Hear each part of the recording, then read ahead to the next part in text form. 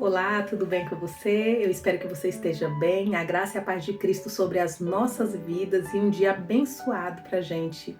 Olha só, hoje eu vim aqui pra gente refletir um pouquinho a respeito de um dom extraordinário que Deus ele concedeu aos seres humanos.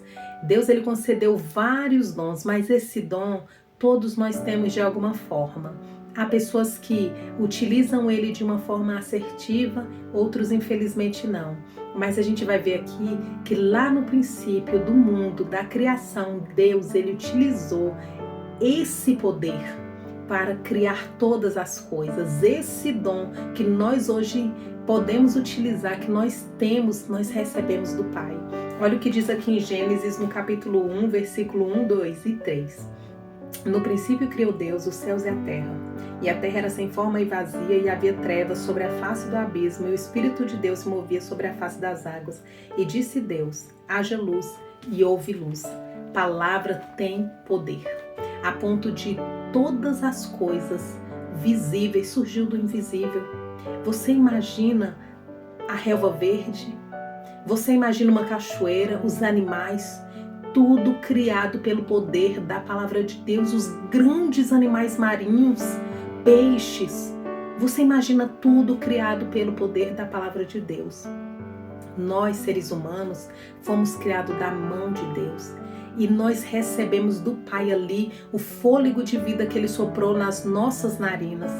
No fôlego que saiu de dentro do próprio Deus e entrou dentro de nós, Ele veio junto com dons extraordinários, como da imaginação, como de poder criar, que Deus é criador e nós também podemos criar algumas coisas. A gente vê tecnologias que os seres humanos criam, mas a palavra, ela é invisível, impalpável, e ela pode agir de uma forma tão poderosa, positiva ou negativamente, infelizmente, porque há pessoas que lançam bênçãos, falam: filho, eu te abençoo com toda sorte de bênção, você é um menino inteligente, você é capaz, você é bonito, e ali a pessoa vai falando, elogiando, e essa criança cresce fortalecida, acreditando numa verdade que foi lançada, porque para um pai não tem coisa mais especial do que um filho. Mas há pessoas que no momento de raiva ou não, há pessoas que infelizmente, sem sabedoria, lançam maldição sobre a vida dos seus filhos. Fala: esse menino é burro, esse menino não consegue, você nunca vai ser ninguém na vida, você vai ser um bandido, você vai ser uma prostituta, essa menina nunca vai dar o que presta. Você já pensou quantas pessoas ouviu isso e são feridas até hoje? Porque a palavra, ela tem poder de libertar, mas também ela pode encarcerar, aprisionar pessoas na mágoa, na raiva, na tristeza. Pessoas que hoje não se sentem amadas por conta de palavras que foram lançadas. Você não presta. Você é nada. Gente, é muito, muito terrível uma palavra dessa. E olha só o que diz aqui em Tiago, no capítulo 3. Porque todos tropeçamos em muitas coisas. Se alguém não tropeça em palavra, tal varão é perfeito e poderoso também para refrear todo o corpo. No versículo 2 aqui, Tiago diz o seguinte: olha, a pessoa que consegue dominar a língua, dominar a palavra, ela vai evitar de trazer consequências ruins para a sua vida, até para a sua família. Porque essa pessoa que consegue frear a boca, ela vai frear todo o corpo, ou seja, essa pessoa vai deixar de colher na sua vida problemas. Quantas pessoas se envolveram em situações ruins, em consequências ruins por conta de palavra? Na hora da raiva, uma coisa é a sua ação, outra coisa é a sua reação. Quantas vezes num momento ali, numa situação de estresse, numa situação acalorada, a pessoa fala o que não deveria falar e fala: meu Deus, eu não deveria ter falado isso. Mas a palavra lançada, ela não volta mais. E aqui no versículo 6 diz o seguinte: a língua também é um fogo. Gente, olha só que poderoso.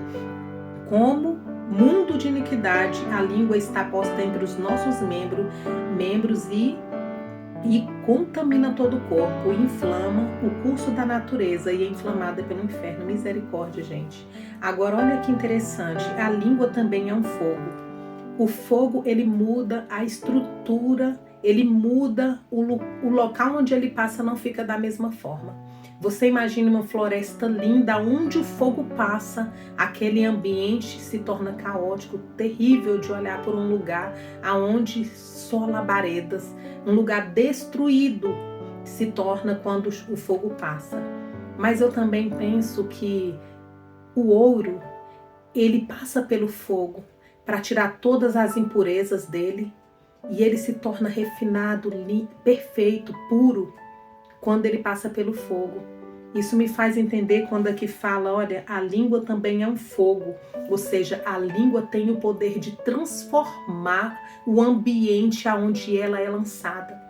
Você imagina um ser humano que está passando por um momento de aflição, de luta, e você vem e traz uma palavra de esperança, você leva uma palavra de poder para aquela pessoa, você ajuda por meio de palavras de ação, mas você diz, você é corajoso, você já venceu tantas lutas e essa não vai ser uma que vai te derrotar, porque tudo você pode naquele que te fortalece, que é Deus.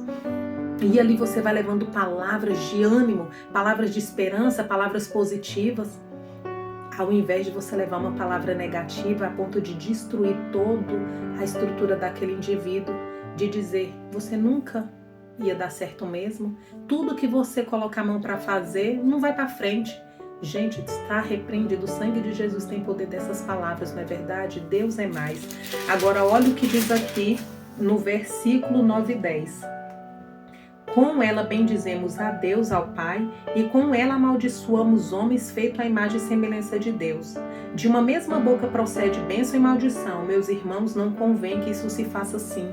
Tiago, ele diz, não convém que da mesma boca surja bênção e maldição. Ou seja, você pode utilizar a sua boca para abençoar, mas também pode utilizar ela para amaldiçoar. Agora pense bem, que para pessoa que lança uma maldição, ele está se tornando a própria fonte da maldição. Está repreendido. Precisamos vigiar com a nossa língua. Precisamos vigiar e dominar, porque o Senhor nos dá poder. Nós temos o poder de frear esses instintos de falta de controle, de domínio próprio. Quando o já falou, não, nós podemos, nós temos o poder do alto para dominar nós mesmos. E não tem como, da mesma boca que louva a Deus o Pai, amaldiçoar o seu irmão. Não é fácil, eu sei que não é fácil, mas nós podemos vencer e utilizar só palavras positivas, lutar para ser pessoas que levam esperança, para ser pessoas que sejam oásis no meio do deserto, onde a gente vem saciar a fome do sedento por meio de palavras de bênçãos. Olha o que diz aqui em Provérbios 18, 21. Provérbios 18, 21 diz o seguinte, olha, a morte e a vida estão no poder da onde? Da língua. Olha que poderoso, a vida e a morte estão no poder da língua. Aquele que ama comerá do seu fruto. Ou seja, se aquele que ama comerá do seu fruto, você está dizendo que você pode e você tem o poder de dominar a tua boca a ponto de você falar palavras de bênção, palavras positivas, palavras que edificam. Olha o que diz aqui no capítulo 19 de Salmos. Salmos 19, no versículo 14. Sejam agradáveis as palavras da minha boca e a meditação do meu coração perante a tua face, Senhor, rocha minha e libertador meu. Que as nossas palavras sejam agradáveis. Como é bom você estar do lado de pessoas agradáveis, pessoas que falam coisas boas, mas também é difícil estar do lado de pessoas que só murmuram, que só sabem falar coisas ruins. Nada nunca tá bom para essas pessoas, a ponto de um ambiente que onde essas pessoas ficam, o ambiente fica diferente, pesado, sobrecarregado, porque a palavra dessas pessoas só são palavras negativas, ou seja, palavras de morte, não palavras de vida. Olha o que diz aqui no capítulo 141, versículo 3 e 4 de Salmos. Põe, ó Senhor, um guarda na minha boca, guarda a porta dos meus lábios, não incline meu coração para o mal, nem para se ocupar de coisas más, como aqueles que praticam iniquidade, e não coma eu das suas delícias. Olha só que interessante. O salmista, ele diz o seguinte: a boca fala daquilo que o coração está cheio. Senhor, coloca um guarda na porta da minha boca. Eu sempre oro, sabe? Deus, coloca um anjo na porta da minha língua, Jesus, na porta da minha boca. Misericórdia, Senhor. Porque a gente precisa trabalhar para frear. Porque quantas vezes num momento de aflição a pessoa fala o que não deveria falar, murmura, pessoas que vivem murmurando, e a murmuração traz maldição, gente. A murmuração é um atraso na vida da pessoa, mas tem gente que vive de murmurar.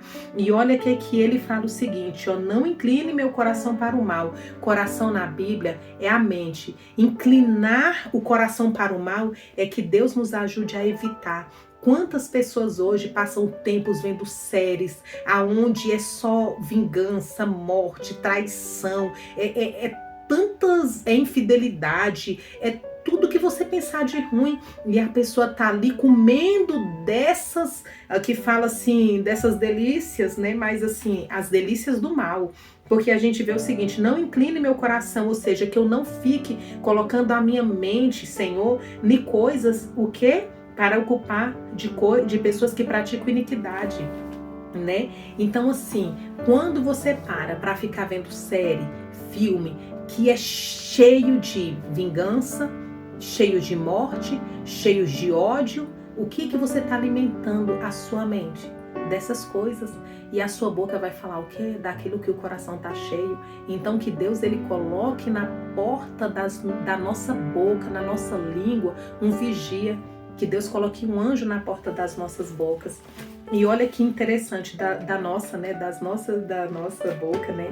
E olha que interessante aqui o que diz aqui em Hebreus 4, versículo 12. Porque a palavra de Deus é viva e eficaz, e mais penetrante do que qualquer espada de 2 gumes, e penetra a divisão da alma e do espírito, juntas e medulas, e é apta para discernir os pensamentos e as intenções do coração.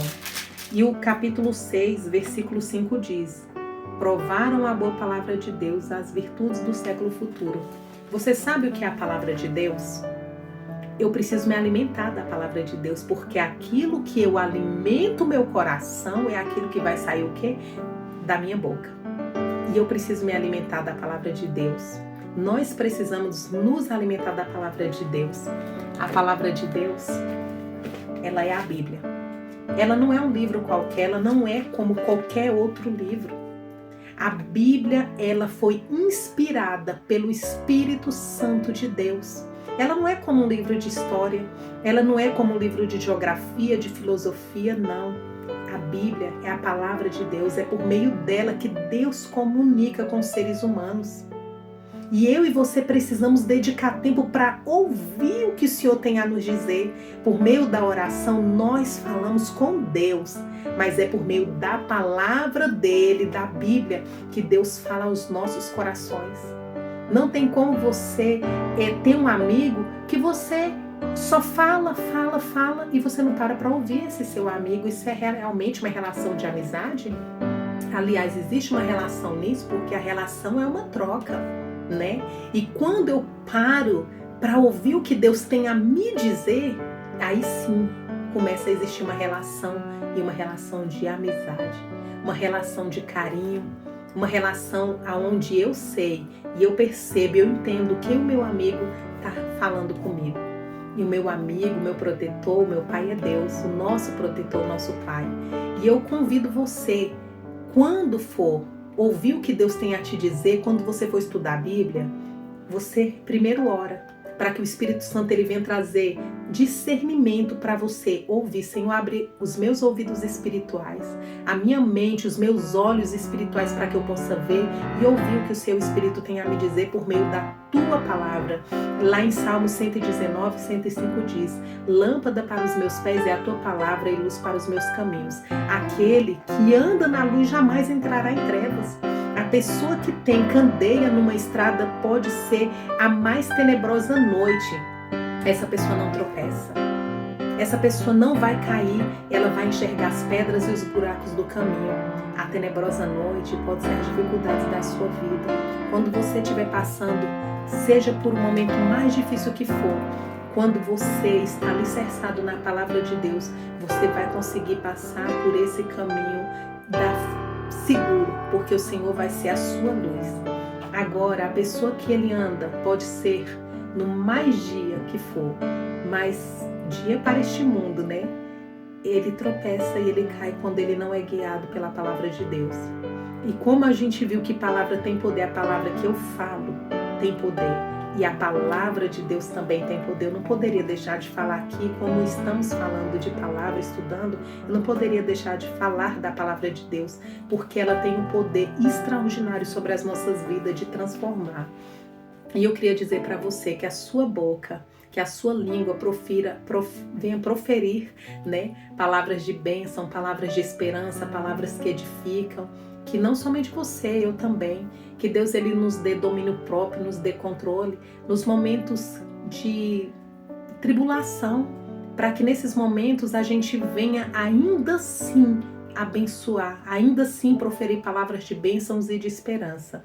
Que Deus ele continue conosco, ele continue nos abençoando. Você tenha um dia de muita paz e que a graça de Cristo sempre nos alcance.